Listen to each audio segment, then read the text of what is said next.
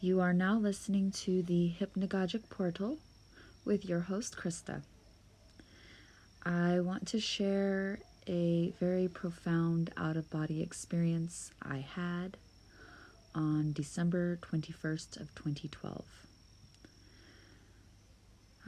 It started out that night before going to bed. I had just learned about this doomsday prophecies, last day of the world, all of that stuff. And I was struggling at that time and dealing with a very bad relationship. And so I was at a point where I was like, let's go. I'm ready to go. Let's go. And I decided to wait until after 12:30 to go to bed that night. I live in Hawaii, so I went to bed at 12:35-ish, closed my eyes, and started to drift off to sleep, but I actually never went to sleep. I was astral projected outside of Earth's atmosphere, and I found myself floating in space. And when I looked ahead of me, I could see, which I knew was the planet Mars, but it was like the size of our moon in my view, and it was red. And no, I was not up to date on my planets, but I knew what Mars looked like. It was the red planet. It was the one that stuck out, right? So I am looking at Mars, and I'm hovering in space, and I can hear this buzzing, whizzing sound. And as I turn to my left, just kind of floating in space, I can see the Earth in all her majesticness and the sun. And then I could see this tiny planet making this buzzing, whizzing sound.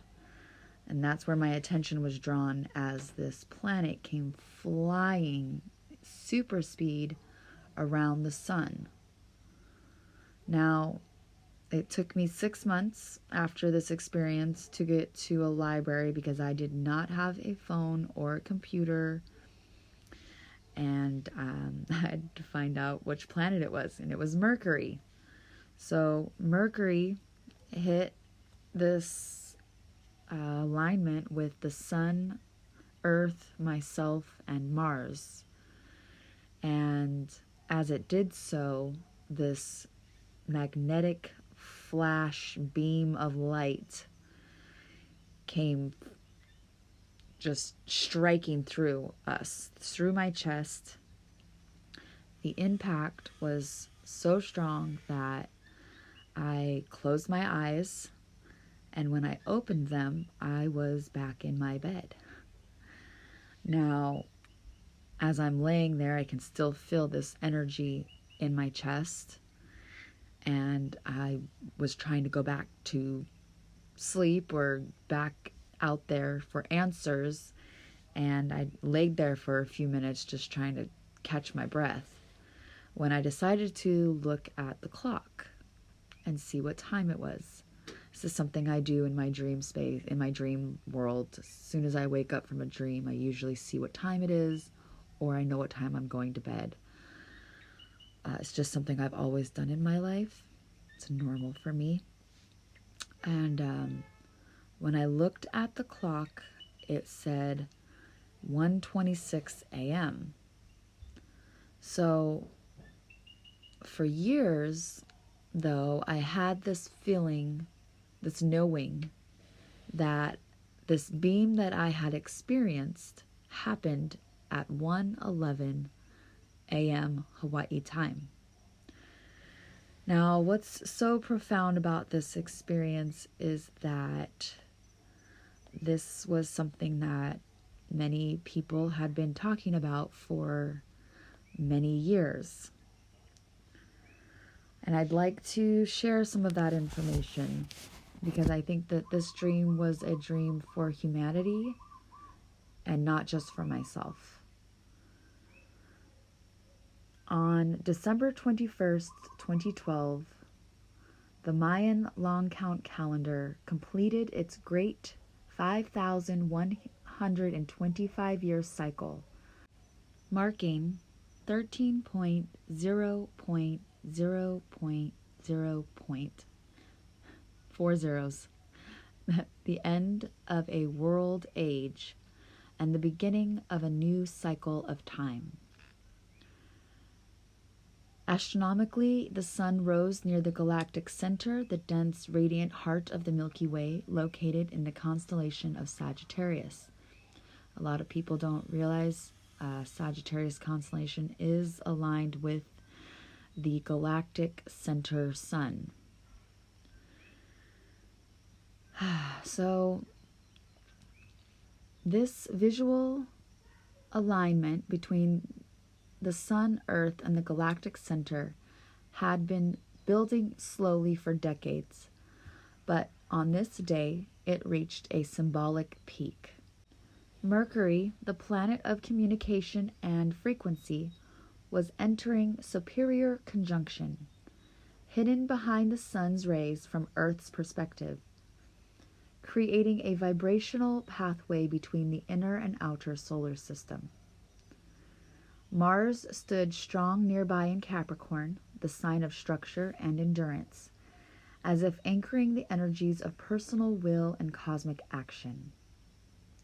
In addition, multiple planets formed a flowing energetic pattern across the skies. The Sun, Moon, Mercury, Venus, and Mars clustered closely in early Virgo. Jupiter shined in Aries. Saturn and Uranus held position in Sagittarius. Though not a perfect geometric grand trine, the sky sang with layers of harmonic resonance. Earth was suspended in a symphony of energy poised for a shift unseen but deeply felt. Visionaries like Jose Arguelles called this moment the arrival of the galactic synchronization beam, a wave of cosmic information flowing from the heart of the galaxy, bathing Earth in new frequencies, recalibrating her magnetics, and offering humanity the chance to remember its place in the cosmic symphony. Terence McKenna, through his studies of fractal time and novelty theory, foresaw December 2012 as the culmination of time wave zero, the moment history would collapse into a singularity of innovation, creativity, and transformation. While mainstream astronomers debated the literal mechanics, many intuitives, dreamers, and indigenous prophecies pointed to a simple truth. This was the turning, a galactic invitation, a portal for those ready to listen and awaken. Humanity stood at the crossroads. To remain bound by the patterns of the past, or to step into a new cycle of consciousness, in harmony with the greater cosmic rhythm. I would like to also share that I didn't find Terence McKenna or Jose Arguelles until 2019, due to the fact that I did not have a smartphone or a computer until that time. A lot of shifting happened for me in 2019, but this experience really left its mark on me and left me with more questions than answers, and I am getting the answers as time goes on. But I feel and felt I should share this experience so that others know that we truly are in the Great Reset, the time of transformation of consciousness. Earth, Gaia, whatever name you give her, Sophia, is a conscious entity, as are all the planets.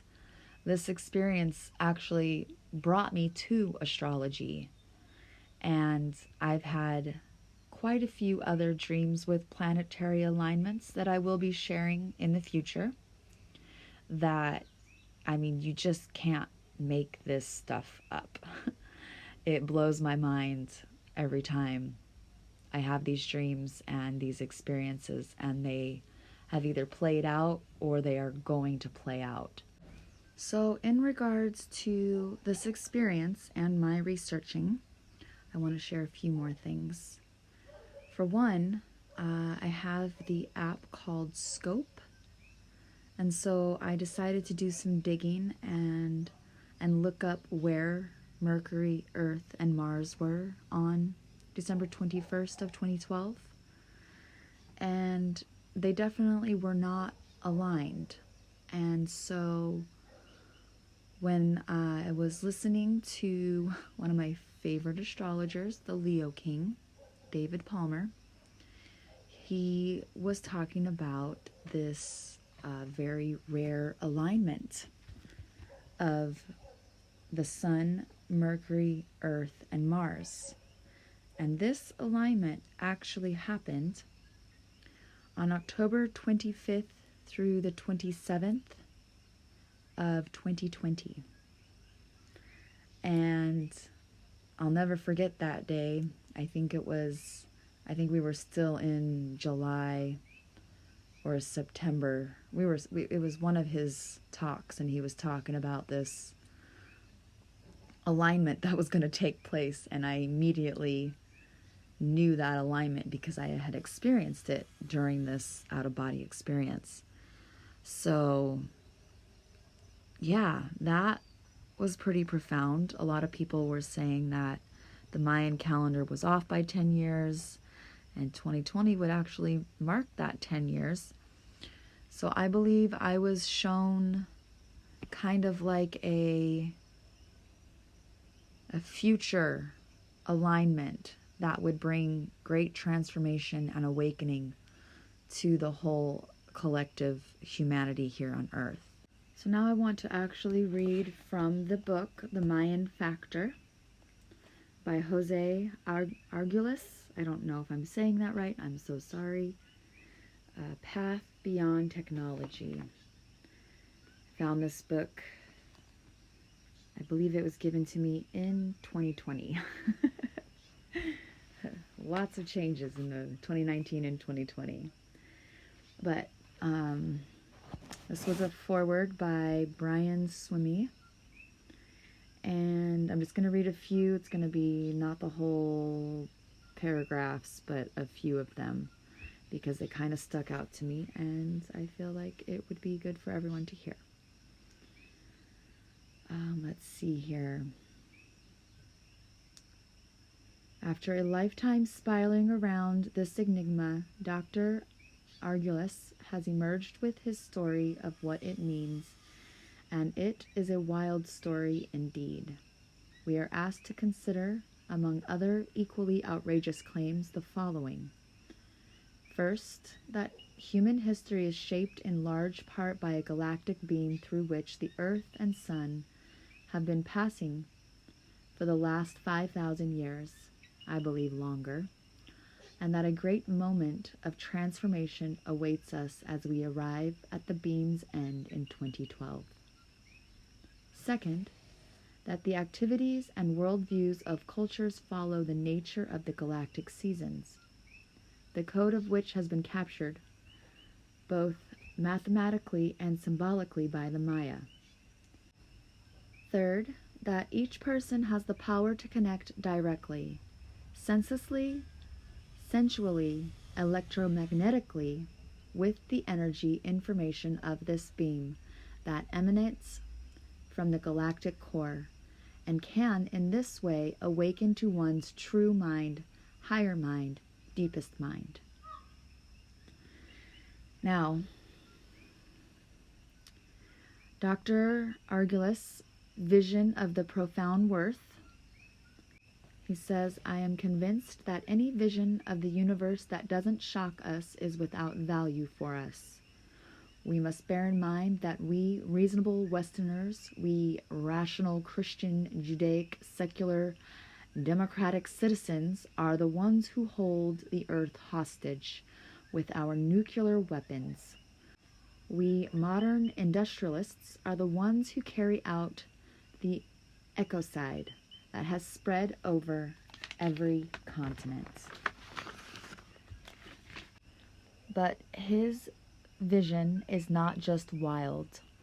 With the inuring accuracy of all genius, Dr. Argulis knows that Western science and Western society's only hope for balance is by fully assimilating the cosmology of the primal peoples, in particular that of the Maya. Why should the primal cosmologies be singled out? Because primal peoples begin with the same conviction. The earth, the sun, the galaxy, the universe, everything everywhere is alive and intelligent. What is required of us all is humility.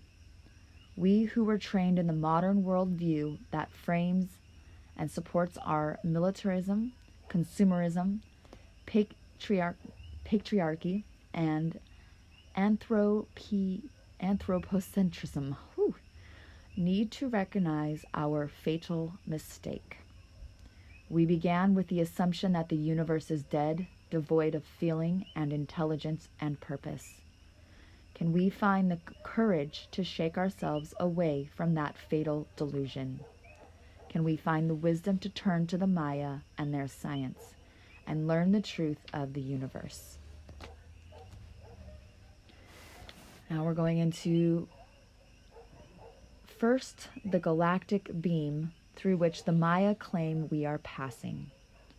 To start, let me say that modern science has never spoken of such a beam in the way the Maya do. But physicists have recently become aware of ways in which we are influenced by beams passing through the galaxy. And this by itself is news. Current astrophysicists describe these beams as density waves that sweep through the galaxy and that influence galactic evolution. For instance, our sun's birth was the result of this wave. The density wave passed through and ignited a giant star, which exploded and evoked our own sun's existence. In fact, all star formation is due primarily to these beams sweeping through our galaxy. We can begin to formulate the notion of the galaxy as an organism, one involved in its own development. We speak of the self-organizing dynamics of the galaxy, or from a more organismic perspective, we speak of the galaxy as unfolding. The birth of the stars are pictured as part of the galactic epigenesis. The sun, then, is seen as activated by the dynamics governed by the galactic center.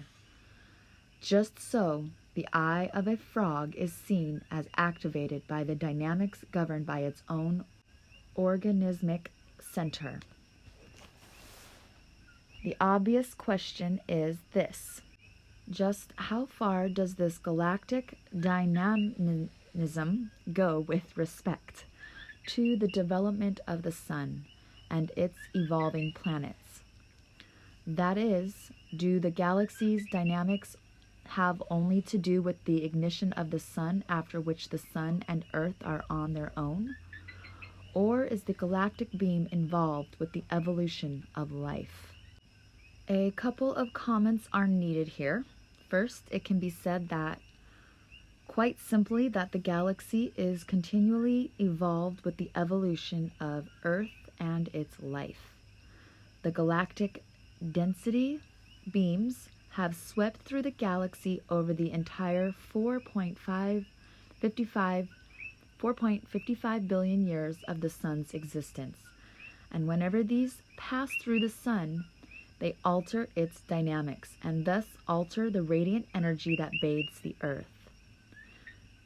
He says, I have no doubt that As evolutionary biologists begin to reflect on this, they will articulate the ways in which the development of life on Earth has been shaped by these dynamics. We will become increasingly aware that the shape of the elm leaf has been molded not just by natural selection on Earth, but by the action of the galaxy as a whole. Second, we need to recognize that it was simply impossible for modern science to notice the existence of a galactic beam such as the Mayan described. Modern science focused on material, on its change of position. All qualities, colors, smells, emotions, feelings, intuitions were termed secondary and dismissed. That is, we committed ourselves from the beginning to a mode of consciousness that was never going to recognize the Mayan galactic beam. Okay, so to the last part of this dream experience, and what I want to share is what actually happened, or what the Mayas and other elders have talked about with this shift. So, according to the Mayan long count calendar, humanity had been moving through a long cycle called the 13 Baktun, roughly a 5,125-year cycle. This cycle began around 3,114 BCE, interestingly close to the rise of major patriarchal civilizations: Egypt, Sumeria, early Indo-European societies. Many Mayan elders said this long cycle was dominated by masculine energy. Building, expanding, conquering, externalizing, and hierarchical structures. Masculine here doesn't mean male, but the energetic principle of outward force, control, separation, domination of nature. We are now shifting towards the feminine energy. The calendar ending on 12/21/2012 symbolized not the end of the world, but the end of an era ruled by imbalance, overly masculine structures. What was being invited in was a feminine resurgence, collaboration, listening, healing, cycles and rhythms, returning to harmony with Earth. Intuition, emotional, spiritual reconnection. Feminine energy is about internal awareness, nurturing, flow, rebalance. Many indigenous wisdom keepers said this new cycle would restore the sacred feminine, bringing humanity back into right relationship with the earth and the cosmos. Why the shift took time? Not instantaneous. December 21st, 2012 was not a light switch. It was the portal opening the seed planting. The years after 2012 have been humanity's struggle with the collapse of the old masculine structures, banks, governments, patriarchies, and the painful slow birth of the feminine era. Rise of collective voices, healing, earth-based wisdom, and spiritual awakening. Many said it would take several decades through the 2020s, 2030s, and beyond for this feminine energy to fully stabilize on Earth.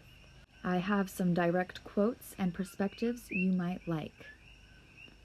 Mayan elder Don Alejandro Oxala said, "The men of power will fall.